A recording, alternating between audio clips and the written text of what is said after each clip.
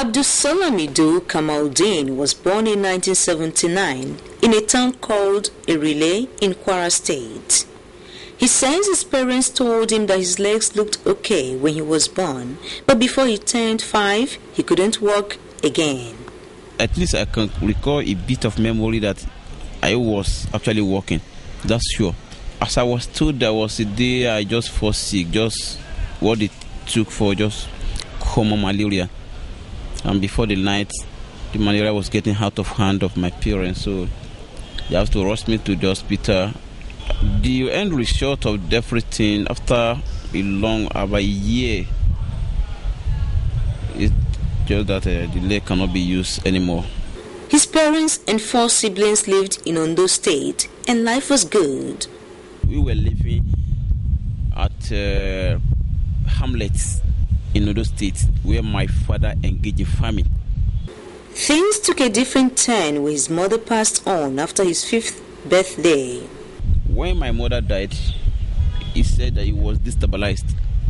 So he found it very difficult coping with all this, and he said, okay, 3 of us, the person that senior me directly and the person that is senior directly, you understand, we should all, they just pack us to Erile, that is in Kwara State, where his mother stayed. So my daddy took another wife, so I have to travel to Taraba State. So my elderly brother was staying with him, and my elderly sister. His grandmother catered for the needs of the family from her petty trading. So he was selling chicken, snail, around Kona North. He describes himself as a restless child. My younger one were going to school somehow. My elderly sister were going to primary school also. I wasn't allowed by my grandmother because he doesn't understand how will I be crippled from home to school, because it's a big distance from where we live.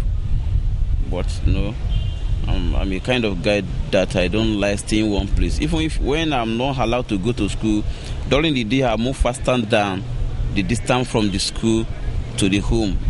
Idowu says he will crawl out of the house and follow his playmates to school. I won't leave until the closing hours now, and the teacher doesn't disturb me in the class that I so don't play together. We'll receive lecture together over there. He did that for a whole year, but one day he was made to face reality. The school I'm talking about is like a nursery school of today. They call it Jelly Usemi at that particular time. So now you have to spend a year there. If you pass, then you move to primary 1. You understand? So after that particular year, my friends were promoted, I wasn't promoted. And I was asking why. They said, well, you are not our student. We only allow you to play with them. Nobody register you here. So I was very, very dejected. I wasn't a student. You understand? So fortunately for me, not quite long from that incident, my dad came around. So I had to force him to register me. Having registered his son, Idowu's father left for Taraba State, and every other thing was left to chance. I have to buy uniform, I have to buy other things like book and clothes, so I started begging on the road. That's exactly the beginnings of high begging on the road in my life. He was 8 years old when he became a beggar. As the people were just passing by, I just sitting down somewhere. I never opened my mind and said, please give me money. You understand? I just sat by. You know one thing, because I'm a physically challenged, it's in our culture in Nigeria here. People just feel like giving you something. Idowu's grandmother wasn't happy that he begged for alms. I see a lot of scolding, but the reality is that I was a bit stubborn that very time. He was hungry to the extent that he also, okay, if you go to beg, you go on feeding yourself then. After a while, my mother just started giving me food as it was before. He says there were no relatives to help out. There was no auntie, no whoever to render any assistance. What were your aunties and uncles? None of them actually rendered any help at that particular time. My younger one was actually financing himself in primary school at that particular time. What was she doing? And my elderly sister was doing the same thing. So what were they doing to get money? Have to do is just go into the bush, getting some leaf, which could be sold in the market, getting some firewood if possible. Maybe sometimes they hear there is a bricklayer work is going on somewhere. They can be employed just to carry one or two things for the workers. So that's how they manage themselves. He refers to himself as an occasional beggar. Sometimes you and the peer group went out of the campus. Went out of the school, go into the bush, cut some palm tree weeks, you understand, to weave baskets, to get some little money. Sometimes you buy clothes. In most cases, in my own case, it's not always buy clothes. Once you gather little money into your grandmother's hand, it's to buy Gary for the rest of the family now. So I have nothing to do at that particular time. I was very young. Of course now. Why? That's a child operation a bit, but it's common in Africa. I have to climb palm tree, no matter how tall it is. Of course, with my condition, I have to clap it. I have to cut everything down. So I have to. That's in most cases what I do, except if I go together with my friends. See, you understand? But it's just once in a while, not all the time, because they go far places to get this. The distance that I can never cripple to, like they might walk 6 miles, 8 miles, 4 miles. I couldn't do that now. When it was time to register for common entrance examination, there was no money to pay, but passers-by came to his rescue. When everybody were registered paying for common interest, so I have to go back again because I don't beg every day at that time, only when I need money. Or when I get some money, I have to pay for common interest. So I wrote the common interest together with my friends and we all passed. He passed the common entrance examination and had a desire to have a secondary school education. I was given admission into Erindi Secondary School. We call it ESS. In Kwara State? In Kwara State.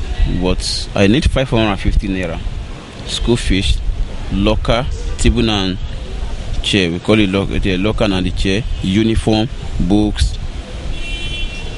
Then nobody was to provide 550 naira. Nobody was even to provide me 15 naira at that particular time. How to raise 550 naira became his major preoccupation. I used to whisk baskets, you understand, not all the time I go on begging, except when I know I need something very urgently at that particular time, and the time of weaving basket cannot meet the demand, so I just go. So, but at that time, it was during during rainy season, so I couldn't go into because the river were full. So it will be difficult for me swimming in and go and get some wig where could have been used to weave baskets. So a thought came to him. I was going home one day in Offa. Offa is just the next village to Erinle. I saw a train park. Where this train is going? It's going to Lagos State. What came to my mind was, people always tell me that Lagos State, that Lagosian give people money now. Money is in Lagos. If you go there, you will simply go to your school once. Why wasting time? How much the ticket was 30, they say 70 something naira, but because I was in primary school uniform as a student, they just give me half ticket. That's 30 something naira. I took that, I just go there. So to nowhere in particular, to nobody. So when we go to you do Tamilos, everybody were rushing. So I just have to go down. When I went down, I met a guy. He wasn't crippled, but he was naming. So I called him. What's your name? He told me, this is my name. I'm just coming from so. I want to know what this environment look like. He told me. So I told him straight, come guy, I come here for school fees. And I don't have any business to do here. How will I do? Where will I move to? Just give me a description from Idu Tamilos to Idu Mata. You will get some money there, guy. He spent 12 days in Lagos, crawling from Idu Terminus to Idu Mata. I went to Idu Mata. In the night, I went back to Idu Terminus to sleep. Ido Terminus. The station now, of course. So, but it got to a point that I found that it is not comfortable for me living. Creeping from Idumota there down to that place is too much for me. I told my friends, the guy said, why are you coming every day? That there are a lot of people sleeping under the bridge there. You can easily join there now. You see, not just to sleep and wake up. Around 6 o'clock, I went to see. There are some guys smoking there, and you just talk to them. They collect some money from you. You have to sleep under the bridge there. Which bridge? Idumota Bridge now, the Sumut Bridge. How much did you pay per night? You don't have exactly money. I paid them money only. You know what happened? You just talk to them. You give them maybe 10 naira, 20 naira. They won't stop you anymore. Only once in a while, maybe they just come and give me good money now. You don't have any choice. You have to just give them. He slept under the bridge, but his money was in a safe place. When I spent 3 days, I opened an account at Broad Street at Okiari. When I kept my money. In less than 2 weeks, he made enough money to cover his preliminary secondary school needs.